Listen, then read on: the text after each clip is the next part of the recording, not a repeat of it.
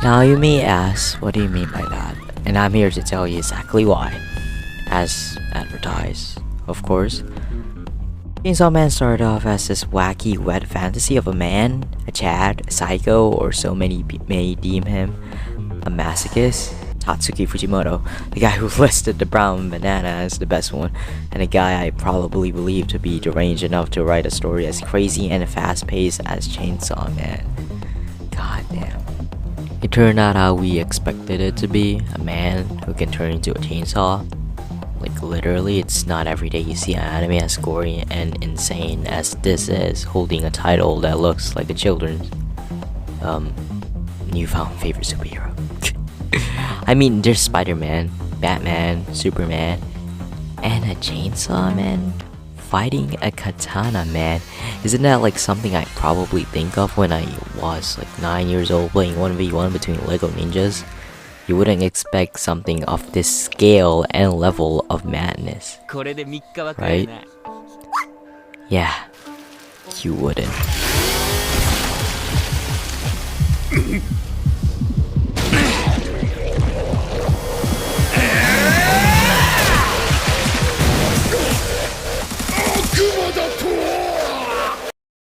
Well, Tatsuki Fujimoto was too busy eating his dead pet fish, and also trying to impersonate his own little imaginary sister on Twitter, he thought of a legitimate, original, and thought-provoking idea.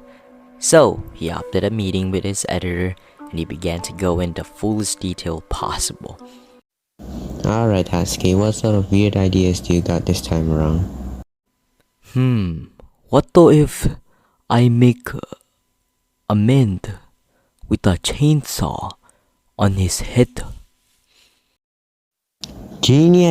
Fast forward to 2019, and this madman made what came to be a dominant figure in not only the manga medium but soon anime. So, what makes Chainsaw Man so appealing? Was it really the gore? Was it the action scenes? Or was it the unique set of characters harboring a fairly contrast? Yeah, no, they're all weird, stupid, or just insane. But on a similar note, each character does in fact have very distinctive and memorable traits that distinguish them from one another. One that doesn't feel like it's copying or falling into any ordinary or common tropes. I mean, you've got the screaming, crying lady, you've got the crazy chick who wants to beat Joe Biden and become president or just kill everyone. And you've got a man who's supposedly a chainsaw man, but apparently he's also a man fused with a chainsaw dog while also being somewhat of a dog himself.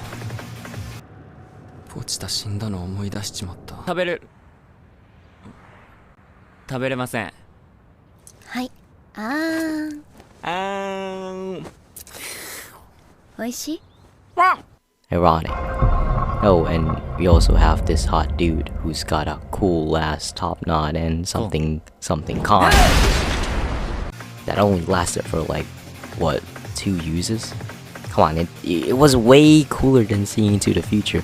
It's like you can see your death and prevent that sort of death, but you're a weak ass, so it only reaffirms that you cannot do anything about it. At least give my boy Aki some other things to use. Like, I don't know, a gun, perhaps? In all of its essence, that wasn't it. That wasn't what solidified the show for me. Well, it did, partly nothing else stood out more than its inconsistent but amazing writing. Chainsaw Man has been an incredible experience, with a world that feels old school and concepts that span out a wide social phenomenon. Like, literally just look at the Asian mom devil. Chainsaw Man isn't just Chainsaw Man. And while you may believe so, since it's obviously about a man who's, in fact, a goddamn chainsaw man, a man who's turned into a Chainsaw Man still isn't the Chainsaw Man that we know because it's solely about a chainsaw dude. No, it's not like that. And I wonder how many times I've said chainsaw this video. But if it was, I think it would be some ripoff of Iron Man with a sawing blade on his head instead of whatever the hell this is. So why is it so great? Well, it's because of this.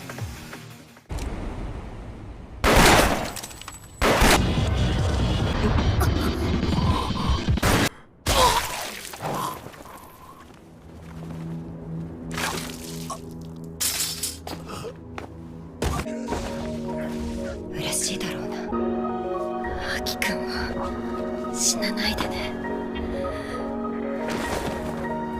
私が死んだ時さ。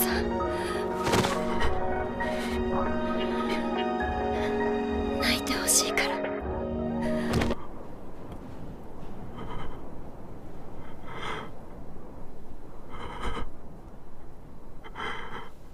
The way things can be so emotionally captivating and intriguing, only to be swallowed whole in just a fraction of a moment.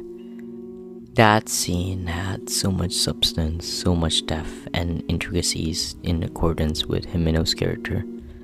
Yet, it didn't matter. One moment and it's gone. All that tension, all that build-up, all those kind words and sad music ear to ear was for absolutely nothing. She sacrificed herself for nothing. The exact way Chainsaw Man draws you in, only to disregard all of your personal attachments, expectations, and hope for each individual character, and then beat you to a pulp. Even if one of them dies in the end, they'd probably either suffer a lot before that, or they revive and continue to suffer a lot until they eventually run out of plot armor. This heart-wrenching, gut-ripping story only proves to do this time and time again without fail and without an ounce of repetitiveness.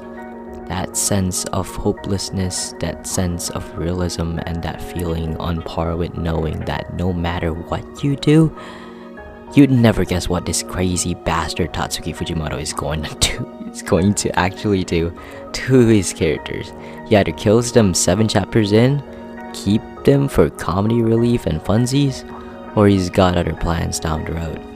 Which is why, to me, Chainsaw Man is Chainsaw Man not only because of a man with a chainsaw, I mean it is technically, but it's about Denji undergoing so many vividly egregious experiences that would have traumatized any normal individual by now. It's not just a story about pain and sacrifices or dark humor and shonen action.